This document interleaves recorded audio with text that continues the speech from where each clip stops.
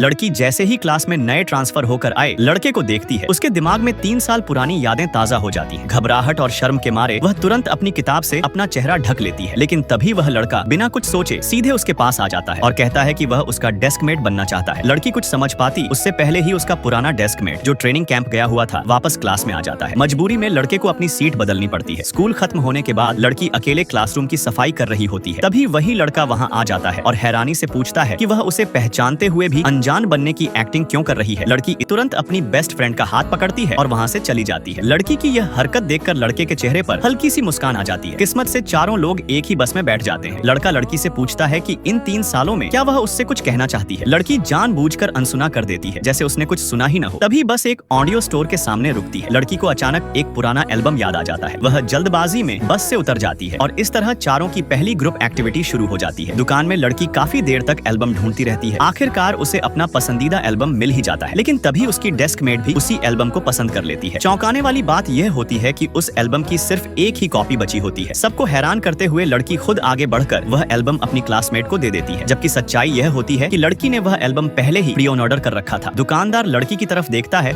और लड़की इशारे से उसे समझा देती है कि एल्बम क्लासमेट को ही बेच दिया जाए। दुकानदार सब समझ जाता है। यह सब देखकर लड़के के दिल में जलन पैदा हो जाती है। उसे लगता है कि लड़की अपनी डेस्कमेट के लिए जरूरत से ज्यादा अच्छी बन रही है। तभी वह हमेशा घमंडी रहने वाला लड़का लड़की को सबके सामने छेड़ देता है। शर्म के मारे लड़की बिना कुछ कहे वहाँ से भाग जाती है। उसकी दोस्त हैरान रह जाती है कि वह लड़का बार बार लड़की के पीछे क्यों जा रहा है, लेकिन सच्चाई यह होती है कि वह लड़का कब का बिना खुद समझे ही उस लड़की से प्यार कर बैठा होता है। सब्सक्राइब करें पार्ट 2 के लिए।